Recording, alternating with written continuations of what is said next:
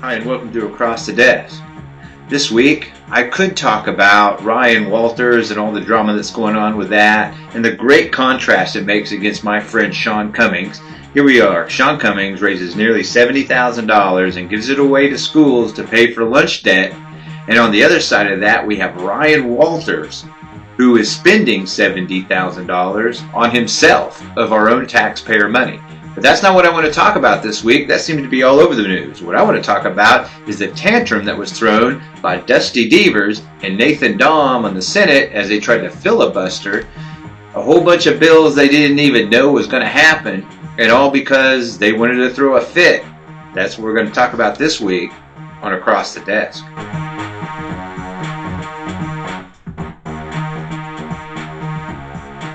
So something happened about a week or two ago on the floor of the Senate. See, Dusty Deevers, who is a freshman senator, pretty much, first term senator, and Nathan Dahm, who is on his way out, he's term limited, can't run anymore for any more Senate seats that he already has, and what they did was they filibustered on the floor of the Senate. Now, why did they filibuster on the floor of the Senate? Because none of their bills made it out of committee. So since none of their bills made it out of committee, they kind of played take my ball and go home and decided they were just going to throw a tantrum and filibuster for the rest of the bills that were to come up before the Senate right before the deadline of the Senate not taking on any more votes or bills or anything else. So this really caused a bunch of chaos, which was the whole point, which seems to be more the point of the GOP and the radical right and the radicals in the right, as this seems to be just their MO, to create as much chaos as possible. Well, this is what they did. So you have Dusty Deevers. What a strategic moron. So he's listening to Nathan Dahm, who really doesn't have any more game in the fight, really, so to speak, because, yeah, he's on his way out, you know. He doesn't really have anybody to be beholden to. He doesn't have another campaign to run or anything else. He is the current GOP chair of the Oklahoma GOP party, which is, it makes it even more interesting that he would do this. But it's the why they did it. As I said, they had all these bills, and they didn't make it out of committee to the floor of the Senate, so they didn't get voted on. Well, this threw them into a big old fit. First, Nathan Dahm comes out with a statement, they're not listening to my people, they're not letting us do this. And then Dusty Deevers comes out and said, my constituents sent me there so these bills could be heard, and nobody was able to hear them. Oh, what a travesty. What a travesty. They followed the rules, and what happened was their bills didn't get heard, and so they, by following the rules, throw a filibuster. Because what they did wasn't illegal. It wasn't against the rules of the Senate or anything like that. It just caused a bunch of chaos. And this was one of their main arguments was, well, what we did wasn't illegal. We didn't do anything to cause terrorism, because Greg Treat, who's the Senate pro tem, who's also on his way out, called them terrorists for what they did, which is kind of what they did in a way. They did hold up a bunch of bills because they didn't get theirs heard. They're like, hey, man, if you want to have yours heard, hear ours instead. And they did kind of try to play a little bit of legislative terrorism by playing by the rules of the Senate to filibuster everything so that all these bills wouldn't be heard. And it's not like they were against any of these bills, which even makes it more cynical, because it's not that they were against these bills. They were just throwing a tantrum because none of their bills made it out of committee. And the weird thing is, this is the floor of the Senate. It's not a committee. The committees are all divided up and everything else. So, for instance, Dusty Deevers had 9 bills. He made 9 bills, and they were crazy bills. Bills on making it a felony to sext with another adult, consenting adult. Other things, too, making a registry to put women on who get birth control or want to leave this, just go out of state.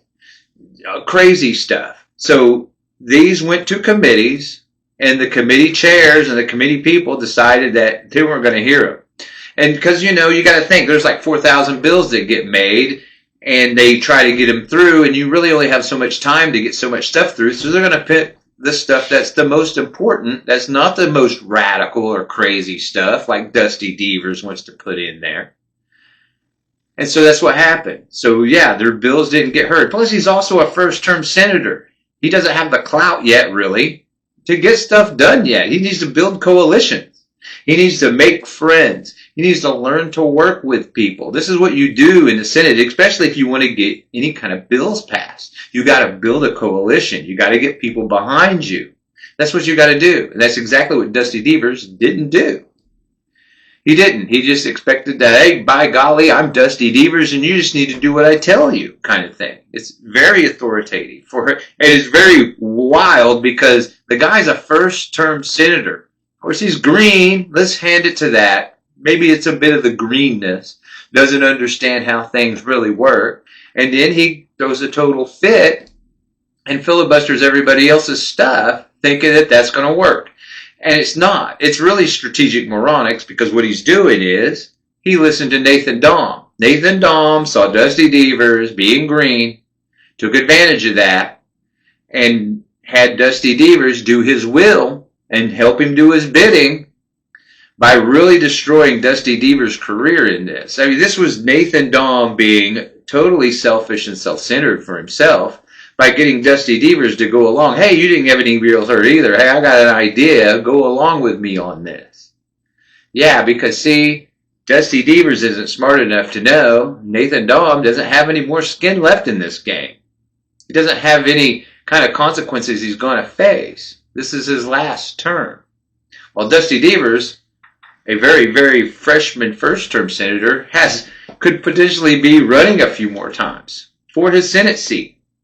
He kind of devastated that, not being smart strategically, because what he did was he just made a bunch of people mad in the Senate that he has to work with. Guess what? Next session, he's going to have to work with these people.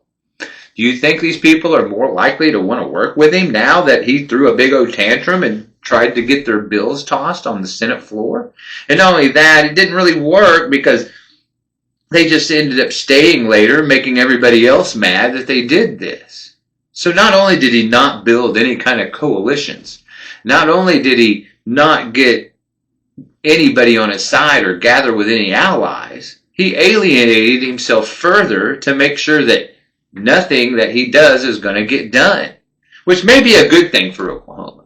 Because if you look up Dusty Deevers, he's pretty radical. He's a Baptist evangelical preacher who thinks we should force everyone to be Christian in the state of Oklahoma, especially your kid who's under 18, since they're wards of the state, is the way he sees it. So they should be Christians at least, until they're adults, and then they can decide, but not really, because even at then he wants to make people that are adults suffer through his own dogma. That's Dusty Deevers. Nathan Dahm's a lot the same way. He's also a big-time Christian missionary guy, right-wing, Christian nationalist type of guy. And he's got a lot of crazy rhetoric out there, too. And let's not forget, he's the guy that also said all the nasty stuff about Kamala Harris, never apologized for it, doubled down on it. And when Greg Treat said there will be consequences, guess what? There weren't any consequences. But I suppose if Greg Treat wasn't such a coward, then stuff like what happened with the filibuster last week or so wouldn't have happened. You see, because he allowed Nathan Dahm to get away with it. Of course, I get it. He didn't have the votes. A lot of those people over there are crazy. Down on Lincoln, 23rd, GOP, their districts are all gerrymandered, so you can get the most radical of people in there. And they agreed with the nasty jokes that were said about Kamala Harris by Nathan Dahm. These are their values, these conservative values of going after women and saying nasty things about them. These are their values. These are where they lie for a Christian nationalist like Nathan Dahm and Dusty Deevers. So, this is where we're at. We have them throw a filibuster on the floor of the Senate to try to hold up all the legislation that was to go through. So, some of it I'm like, oh, hey, guess what? Some of this legislation that I wasn't for, they actually helped to kill in a way. So, I don't know, maybe it's a good thing and it's a bad thing. So it's totally a good thing from a strategic standpoint if you're not a Dusty Deevers fan or not a crazy evangelical that wants to turn us into a Christian theocracy, autocracy. So you're good for that because, one, his bills didn't make it through. His crazy bills about making it a felony to sext with another consenting adult unless you're married to them. No fault divorce and stuff like that. So in a way, this ensures that maybe in the future, none of his stuff will get heard. Because, see, that's what Dusty Deevers did. See, he didn't think. He's not being strategic. He thinks he's just going to go in, use procedure to gum up the works and get his way in an intimidation tactic. But the thing about intimidation is you've got to be intimidating. Dusty Deevers is just not an intimidating person. I look at Dusty Deevers, I'm like, that guy's a wimp. There's no way he's going to be able to intimidate anybody, except through procedure, which is what they tried to do. Didn't work out too well. All it did was alienate him further. So I expect in the future, first thing that's going to happen is no one's going to take him seriously.